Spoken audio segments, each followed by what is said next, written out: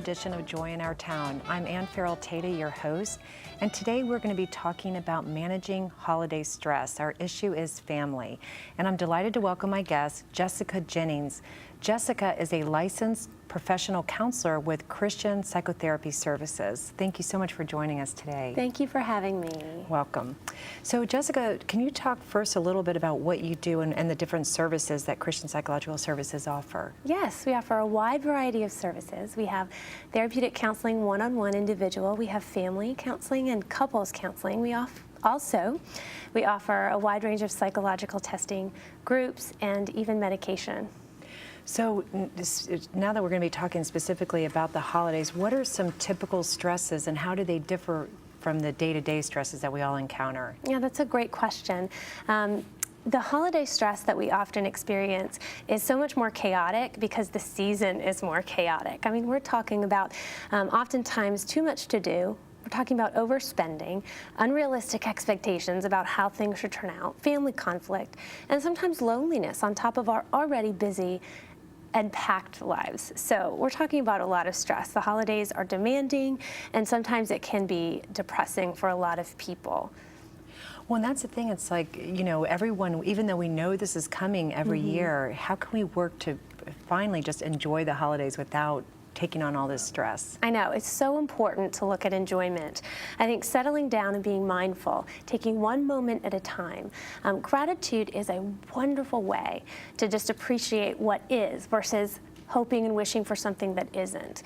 And gratitude is shown in the research to be one of the things that helps increase our joy. And isn't this all about joy and celebration of what the holidays is all about, connection and family? So gratitude about what we have is going to be a wonderful way to slow ourselves down and be present in the moment. So even a journal in the morning of 5 things you're grateful for can really ground you in something so important as a grateful heart to bring joy into a season that should be joyful, but oftentimes is just riddled with expectations and with pressures and with stress. Well, and you know, that's a great suggestion, but part of the problem is, like you mentioned, balance. You know, you have all these commitments and you have all your multitude of lists. How do you balance really saying no to some things and, you know, sometimes you can't say no. Sometimes you feel like you can't say no. One of the things I love is sitting down with a spouse or a trusted friend and asking yourself this question out loud, saying, what would happen if I said no to this person or to this event? What's the worst thing that could possibly happen? And recognizing that oftentimes we're laying on a situation and a circumstance some catastrophic thinking, and that's one of the things to do is to back up and recognize that oftentimes we're assuming horrible things will happen if I say no. A friend won't talk to me anymore. Somebody won't get the cookie tray they need if I don't make the cookies, versus saying, you know what, that's too much for me this year, and I'm not going to catastrophize my need for balance, because we're human, and there's such a beautiful reality of embracing our limitations and asking for help.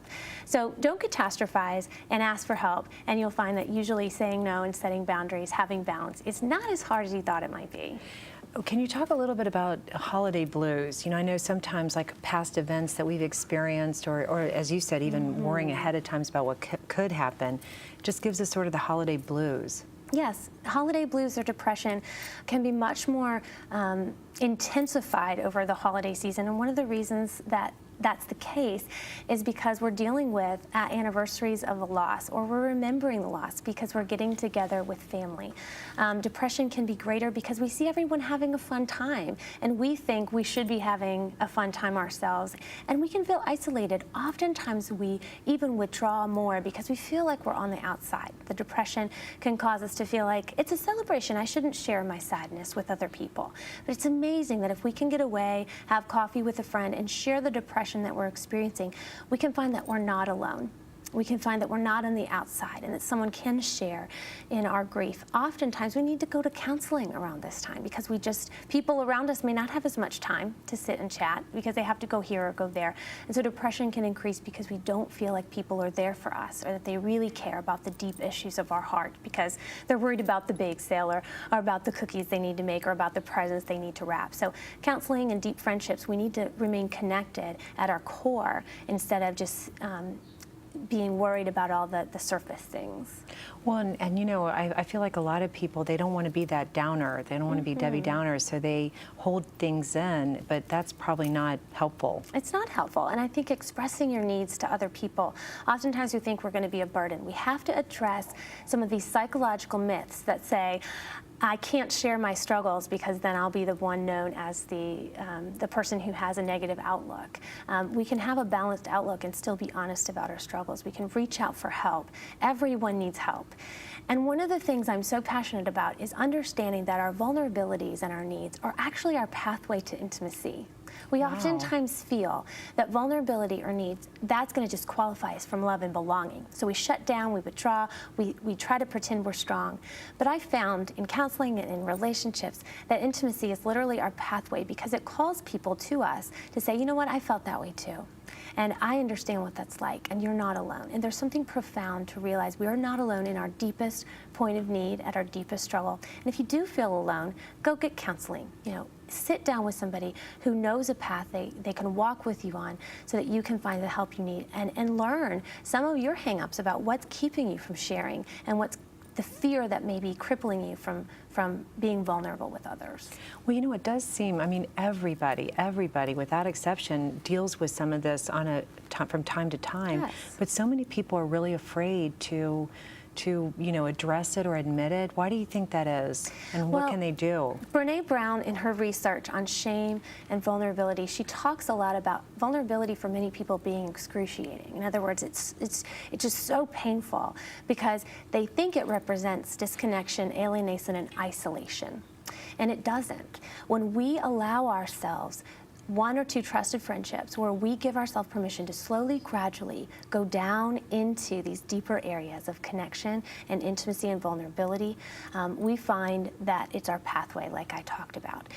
We have to embrace and accept our brokenness, our limitation, and our humanness. And oftentimes we're so perfectionistic that we don't want to do that. We want to push away and we want to pretend. But when we are willing to be real and vulnerable and honest, even during the holiday season, we can find the joy that is connection. Because I'll tell you this, there's no perfect person, there's no perfect relationship, but the depth of intimacy can be increased by taking a risk and by sharing a struggle and by seeing the other person on the other side of the table, look into your eyes and say, you know, I don't know exactly what that's like, but this is my struggle. And then they share their struggle and you are bonded. I'll tell you this, that strengths help other people, but vulnerabilities bond other That's people. so true. But you're key in that giving yourself permission, because that's it. So often we don't give ourselves permission. No, we don't. We think we're going to be labeled or weak, and that vulnerability is going to lead to, like I said, isolation. But the opposite happens, and we have to practice this willingness to be vulnerable and connected with other people, even in our struggle. That must be so rewarding in your practice to see people kind of see the light and come through, and it's okay to have that feeling that you have, and you know, you're part of what a lot of people experience. It is. It's so beautiful to see in my own life and in the lives of my clients, that willingness to be honest and vulnerable and to break through those barriers that keep us so isolated. But you have to learn how to do that. You know, do. You probably have to take baby steps, because you can't go from, you know, never telling anyone anything and then telling everyone everything. Yeah, I would suggest that you choose one or two trusted people, or you go to counseling where you have that confidential relationship. And how you do it is you simply begin to share your life story. You simply begin to share the journey that you've been on, the lessons you've learned, the struggles you still have, and you make sense of a lifelong journey. And then you give yourself permission to realize that we all have defenses. We have defenses that we've built up over time. Unfortunately, they're like a wall. They keep out some of the pain, but they also keep out a lot of the love. And so as we begin to break down that wall, we find that love can come in, that our pain can get out, and that we can find a better balance and connection and community. That's great. Now, the flip side of that is somebody who is, you know, very forthright with all their problems and hang-ups, and you get too much of it. So there's probably a balance. There's a balance we need to find, isn't there? Yes. Because life is all about finding balance. And we want to avoid what I call the all or nothing in our thought process. Sharing too much or not sharing anything. And I think sometimes we fall on that spectrum at one of the two extremes. And so we each of us need to look where we are and take a strong step towards balance in our lives. Now you're helping the people that haven't disclosed enough, but what about a person who says, I know I'm that person, I always tell everyone all my problems and everything? What would you say to that person? I would say practice your listening skills. One of the things that's so important in life, again, is not only sharing our struggles, but also listening to others and finding the opportunity to connect with how they're feeling. So going into a conversation and checking yourself, asking questions about how they're doing, and recognizing that there are appropriate times to share your deep, important information, and there are inappropriate times to do so. Stick with things like facts and opinions when you're at a party. Unless you're one-on-one, sharing feelings and that immediacy level tends to be something you want to do in an individual setting. So just check yourself. Am I listening to others? Am I sharing facts and opinions, or am I diving way down into my emotions and sharing with people I barely know all that went on in my childhood? So find a balance. And what would you say to people that are listening that are afraid to go to counseling? They realize that they have some issues, but they don't even know where to begin. It's so scary. It can be very difficult to step into a counseling office and feel like you're going to emotionally expose yourself for the first time to somebody, especially if there's a history of abuse, if there's a history of trauma, or if there's a history of family secrets that you just want to keep hidden. I would say no, that the counseling session is confidential. And recognize that if you don't feel safe or comfortable with an individual, you can always ask to transition to a different counselor.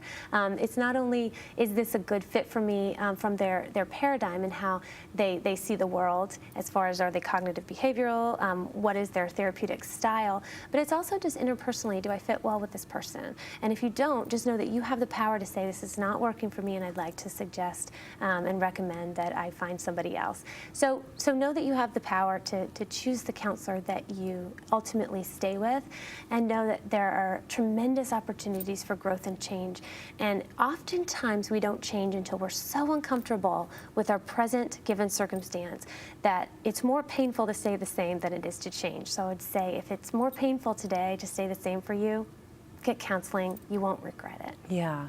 Well, and do you have people that come in more often during these holiday times where they happen to they experience more stress? I find that definitely during Thanksgiving and Christmas, we have an increase in clientele because that stress is heightened, and oftentimes we're already at our breaking point. We're already at a point where we can't handle anymore, and then the holiday stress comes and we have more events and we have more to do, and we find that what I'm experiencing starts to leak over into my relationships, or I'm starting to explode at my children, or I'm starting to have stress in my marriage at a higher level.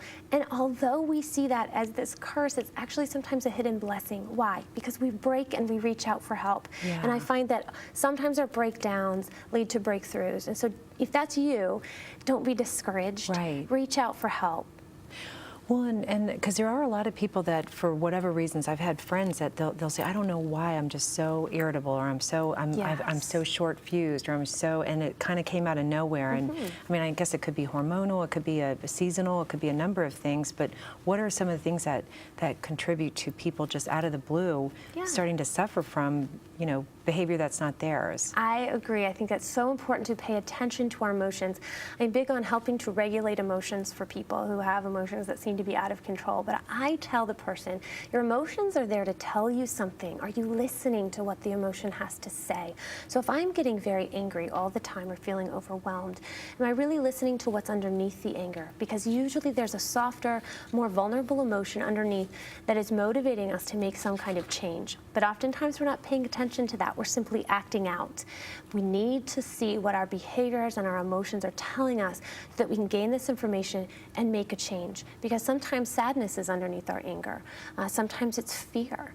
And sometimes it's a sense of discomfort because we're going through a big transition. All these things add on to the emotional stress that we're experiencing. If we're listening to our emotions and to ourselves, taking time out for spiritual practices or going to counseling, then it will be helpful for us. Well, Jessica, this is such a great conversation, and we're going to take a quick break, and we're going to come back. When we come back, we're going to actually talk about family relationships during the holiday time. I'm Ann Farrell-Tata. This is Joy in Our Town. We'll be right back. Welcome back to this edition of Joy in Our Town. I'm Ann Farrell-Tata. your host, and we are going to continue our conversation with Jessica Jennings. Jessica is a licensed professional counselor with Christian Psychotherapy Services, and we're going to switch gears a little bit and talk about family conflict during the holidays. So thanks again for being here, Jessica. Thank you for having me. So we know Christmas and Thanksgiving are a time when everybody gets together, families start having get-togethers and parties, and yet that's a time of total turmoil for a lot of families. Why is that? It can be. Oftentimes we're looking at significantly unhappy memories that people are facing. When you go home, you're remembering what it was like in childhood. Oftentimes you have unsatisfying relationships with family members. I wish I could have a better relationship with my dad, or I remember when my sisters and I were close. And so oftentimes around the holidays, Thanksgiving and Christmas, we're seeing people perhaps we haven't seen for an entire year. And so old conflict comes back up. Sometimes we have toxic relatives. We have people in our family who are extremely negative, or who always seem to be using alcohol to substitute for connection or happiness. Other times we look at what's changed. The holidays can highlight a divorce that happened even years ago, an empty nest syndrome where family has moved on to college, or the kids aren't at home any longer. And so all of these things can be very difficult. We also have lowered defenses during the holidays. We're stressed. We have obligations, demands, cold, flu, things like that come during the Christmas and Thanksgiving season. And so we feel more stressed with lowered defenses. Sometimes we have elevated expectations. Sometimes we're very perfectionistic about how we'd like things to go with family, especially in relationships. We want deep connection, and we find that it's missing somehow. And so we can be very depressed or upset that we're not getting our needs met, and that can remind us of how we didn't get our needs met in childhood. Well, I remember hearing a talk one time, a man was talking about the holidays and how, a lot of times in families, every year at Thanksgiving or every year at Christmas dinner, the same things happen. Aunt Sally drinks too much, or Uncle George gets in a fight with his brother, and he talked about how we all have these scripts, and we all start saying the same thing, even though we know it's coming. And his suggestion was to change the script. Can you talk a little bit about how we do need to, especially when we know things are going to happen, how we can prepare for them? Yeah, that's a great observation. We oftentimes do the same things over and over and over again, expecting different results. And what we need to do is recognize that individuals have certain patterns, and sometimes we have old ways of behaving because that's how we were treated as a child, and this is just how I react. So one of the things you can do is be intentional about how you're going to behave in a situation. For example, if mom always brings up something negative, says, why don't you change your hair, or have you gained weight, or why aren't you married yet? Simply observe what she is saying. Oftentimes we're caught in the cycle of defensiveness, and we tend to push someone else away instead of just observing, Mom, I hear you saying that you're unhappy with the way I wear my hair. Oh no, dear, that's not what I'm saying at all. And so sometimes that can bring up observation, can bring up what the other person is doing rather than putting the focus back onto you. And as you change, the exciting part is the other person cannot stay the same. That's a great point. Well, how can you talked about some of the things that happened in your childhood. How can you move past some of those former issues that really hurt you before, but you need to get over them and not keep bringing them into the present? That's a great question. Deep childhood pain and family issues, that's something very difficult to deal with. You're not going to deal with that over dinner at Christmas. My goal for you would be to get into some counseling or get into a group where you can understand the wounds that you presently have, because it's not just the behavior that was done to you, it's also the interpretation. It's how did you respond to it, how did you understand it, and how did that change the way you think about yourself? That's the most important thing. If you can become more proactive and assertive in telling yourself the truth, then if the other person never knows the truth about you, it won't matter quite as much. Why? Because you know who you are. And oftentimes we are waiting, especially as adult children, for our parents to say something or tell us something that's going to break us out of that painful belief that we have, when we really are now as adults responsible for changing that belief. So counseling can be a great way to assess your thoughts, look at your feelings, and change your behaviors, and understand the underlying belief system we carry with us about who we are. When we begin to believe we are loved and accepted just as we are, but we also must change, then it can change everything. Well, because a lot of times you have that belief system, but the person may have no idea Exactly. The other person has no idea that their behavior was interpreted that way. Right. So, but I think oftentimes, I think people put so much pressure on themselves too.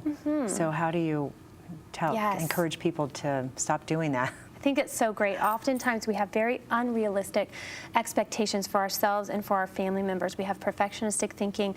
We want everything to go so perfectly because it hasn't gone perfectly in the past. So we want to make up for lost time and have this grand, glorious experience. Radical acceptance is one of the most powerful ways we can lay out the welcome mat to our experience and say, whatever is going to be, and I will accept it and I will make the best of it. Because then we rid ourselves of denial. We simply accept what is. We accept who the other person is and where they are, and we can choose to change what we need to change versus determining that they need to change. And oftentimes our focus is on them, trying to change them. And I'll tell you a little secret, that is trying to do the impossible, and that is very unrealistic as far as an expectation. But we can set out what is possible, which is I can control my behaviors. I can take a time out if I'm feeling agitated or frustrated. I can ask for what I need and be more assertive in the relationship. Well, you talked earlier sort of about toxic people, and when is it okay to not go to a family event when, something that is deep-seated and maybe you just haven't had the opportunity to deal with it yet? Is it okay to just say, I just can't do that this year? I think it's fine to say that. Check in with yourself, check in with a close spouse or friend and say, this is what I'm thinking. Process it with them and say, I really feel that the abuse that I've been dealing with in counseling from the past is going to be made worse in the present moment if I go to this family event. And so I think it's definitely okay for you to say, I'm not going to go this year because I'm just in a place where I need to deal with it before I can go face this individual. And then how would you suggest somebody handles controversial topics? If somebody brings in the new boyfriend who feels differently as far as religion or politics, how do you handle that? I think it's a difficult opportunity that's facing all of us because we all have different opinions about things and different feelings. But I think an important element is to reflect back what you hear the other person saying. Rather than getting into an argument, just observe what you hear them saying, because I'll tell you this, you can seek to understand them without having to agree with them. And sometimes that can lead to less conflict and more observation, more connection, and more understanding when we simply say, so what I hear you saying is that you really like the Patriots versus, getting into an argument about that they're not the best team of all time. So even simple things like that, arguing about teams or politics or religion, we can simply come alongside a person, observe their behavior, observe their opinions, and in some ways quietly agree to disagree. That's really helpful, because you're right, not everyone is going to agree on things. I mean, we see everybody fighting about everything these days.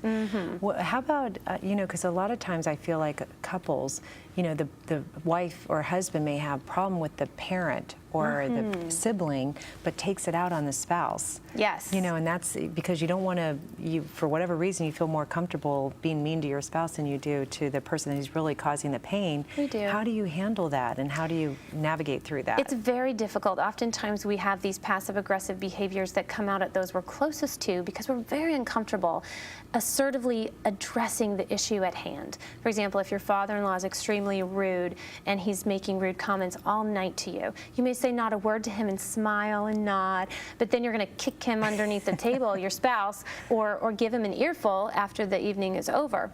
My suggestion would be this: be assertive with your father-in-law, yet still kind and respectful. In other words, tell him in a quiet way, perhaps after dinner's over, say, may I talk to you for a moment? Tell him how you feel, how his behaviors are impacting you.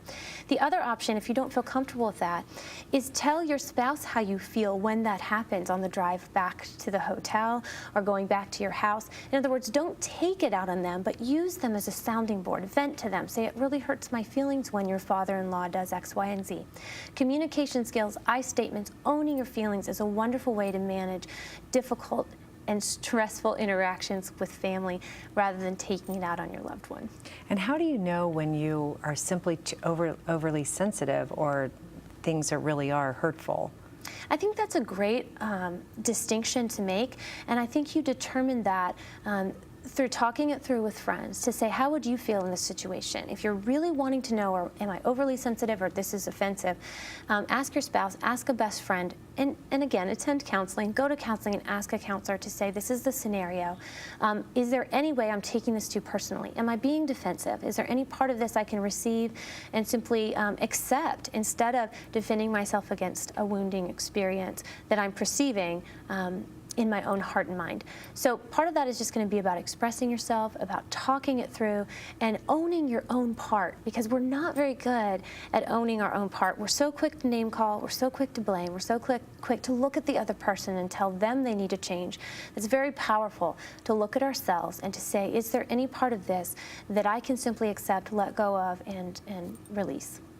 And what about, let's say somebody, they've actually been going to counseling and they've had healing and they are feeling emotionally healthy, but yet they still have, you know, some things that they're holding on to that they need to let another person know, but that person is not so emotionally healthy. What, should they just let it go, or should they still try to have a conversation even though it's going to be, they may not get the result that they want?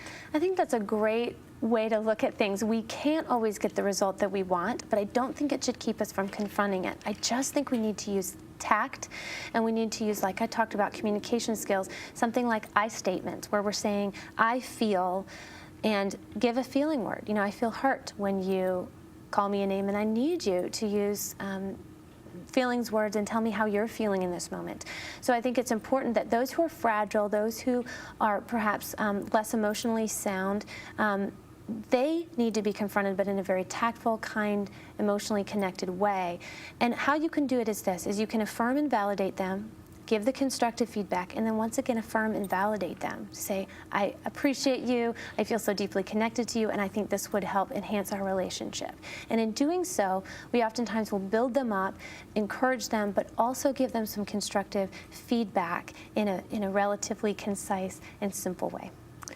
Well, Jessica, you have given great tips for people to manage the stress and the family relationships during the holidays, and I can't thank you enough. We're about out of time, but could you quickly give your website or a phone number where people could reach you if they have more questions? Go ahead and give us a call. It's 757-490-0377, or you can visit us on the web at christianpsychotherapy.com. Thank you so much. We've been talking to Jessica Jennings, a certified or licensed professional counselor with the Christian Psychotherapy Services. And thank you so much for watching today. I am Ann Farrell Tata. This is Joy in Our Town. Thank you. I could talk to you.